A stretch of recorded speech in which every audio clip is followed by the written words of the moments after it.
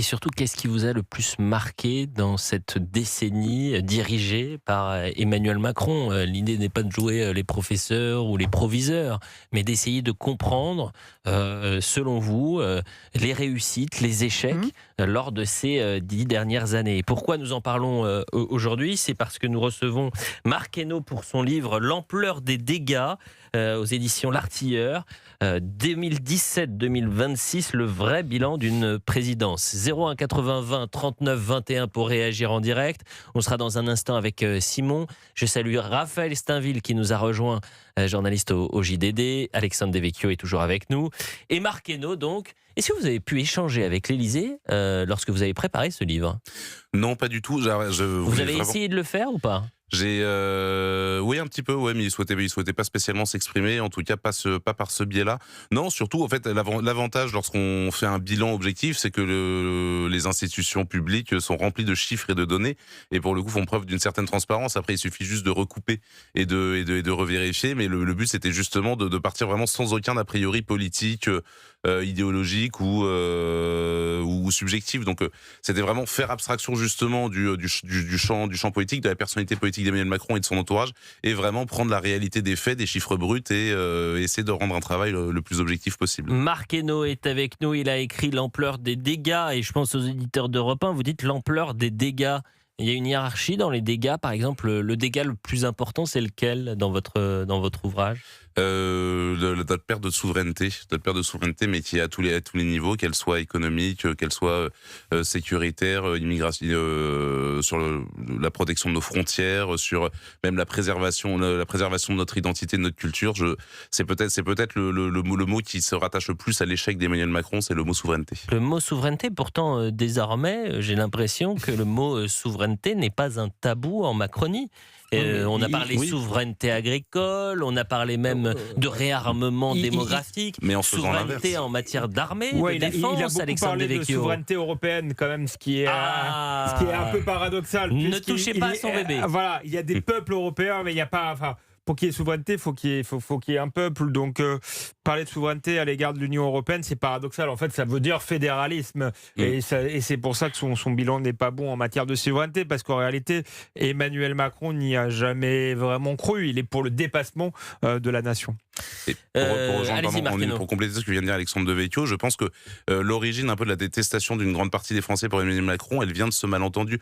Le problème d'Emmanuel Macron, c'est que dès sa première élection en 2017, tout le monde a compris très très rapidement que pour lui la France était trop petite pour son génie, pour son talent, et qu'immédiatement il a pensé Europe avant de penser France. Et je pense que ça a un petit peu accéléré justement ce désamour entre les Français et lui. C'est que on le voit employer des termes extrêmement laudatifs vis-à-vis de l'Europe. On l'a jamais entendu utiliser ces termes-là vis-à-vis de la France, et je pense que les Français s'en souviennent et lui en veulent aussi pour ça.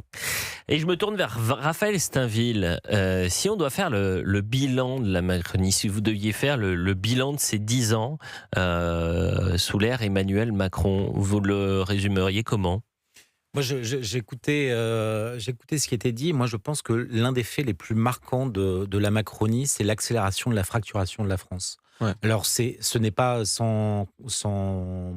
sans lien avec cette perte de la souveraineté, parce que je pense que l'absence de politique migratoire a contribué à accélérer cette décomposition, cette partition, ce séparatisme dont Emmanuel Macron, un peu tardivement, a pris conscience, mais sans prendre les moyens de lutter absolument contre ce ravage, parce que finalement l'immigration reste pour lui une matrice qu'il chérit. Nous sommes avec les auditeurs parce que c'est ça aussi qu'on veut, c'est tendre le micro, donner la parole aux auditeurs dans cette émission au 01 80 20 39 21. Simon est en direct avec nous et c'était la question qu'on se posait, les 10 années d'Emmanuel Macron à la tête du pays. Si vous deviez les résumer, qu'est-ce qui vous vient à l'esprit, Simon ? Bonjour. Oui, bonjour Elliot, bonjour à vos intervenants. Ce qui me vient à l'esprit, déjà, je dirais en préliminaire, j'ai eu le loisir de lire 3 ouvrages, Le président toxique, Le traître et le néant et La pensée perverse au pouvoir. qui sont quand même un bon résumé de la personnalité du président. Et cette personnalité, je pense, intervient énormément dans ses prises de décision. Moi, je dirais que c'est quelqu'un qui, effectivement, au-delà de pervers, je dirais même plus fort, mais je me garderai le terme. Ouais, gardez-le, oui, c'est une bonne idée de le garder. Merci beaucoup, Simon. Voilà. C'est une bonne idée pour moi, merci. Voilà, non, mais c'était juste cynique, des choses comme ça. Ça reste quand même des termes soft. Mais je pense que de toute façon, cette inconséquence, je veux dire, intellectuelle, on a beau me dire que c'est un génie intellectuellement, moi, je me permets d'en douter considérablement. Il utilise le génie, c'est Machiavel. Je pense que il n'a qu'un objectif, c'est lui-même. Au-delà même de l'Europe, c'est d'abord lui-même, voir maintenant ce qu'il va faire ultérieurement, ou être remplacer Madame von der Leyen, et si éventuellement ça marche pas, essayer de faire quelque chose, de tout mettre en place pour qu'en 2032 il puisse prendre la place pour convertir son échec en triple échec.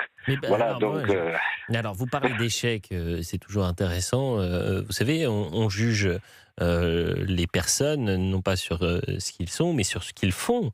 Et c'est intimement lié parfois, mais il s'avère qu'Emmanuel Macron a été réélu. C'est un président qui a été réélu massivement, et qui a dû traverser de nombreuses crises, Marc Hainaut. Oui, alors réélu massivement, ça reste à prouver, Elliot, puisque effectivement, en 2017, là vous avez raison, c'est qu'il y avait un vrai vote d'adhésion sur la personne d'Emmanuel Macron. Il n'y avait pas que le rejet de Marine Le Pen du Rassemblement national, il n'y avait pas que le mécanisme du Front républicain. Emmanuel Macron vraiment incarnait le vote des actifs, le vote de l'avenir en 2017. Il a eu d'ailleurs une majorité totalement absolue. En 2022, on a vu que c'était beaucoup plus complexe, que l'espace de score entre Emmanuel Macron et Marine Le Pen a été considérablement réduit, et surtout qu'Emmanuel Macron n'a plus eu qu'une majorité relative, avec une entrée massive de députés Rassemblement national et une victoire apparente du bloc de la NUPES. Donc on a redonné les clés du camion à Emmanuel Macron, mais en mettant quand même des pédales sur le siège passager, quoi. C'est-à-dire qu'Emmanuel Macron n'a plus eu tous les pouvoirs à ce moment-là. Marc Hainaut est avec nous. L'ampleur des dégâts, c'est son livre aux éditions de l'Artilleur, le vrai bilan d'une présidence. Pierre nous a appelé également. C'est un Biarrot qui nous appelle. Bonjour Pierre. Bonjour Elliot, bonjour à tout le monde. Ravi de vous avoir en direct sur Europe 1. On va vous donner la parole dans quelques instants, puisqu'on fait une courte pause. On revient vraiment dans une minute. Mais si vous deviez mettre une note, même si c'est pas très clair, ou du moins précis, ça demandera d'affiner évidemment cette note et de l'expliquer. Sur le bilan de la Macronie, vous metteriez sur 10. Vous mettez combien au président de la République, Pierre ? 4 sur 10. 4 sur 10. Et il n'a pas la moyenne. Vous allez nous expliquer pourquoi il n'a pas la moyenne dans quelques instants.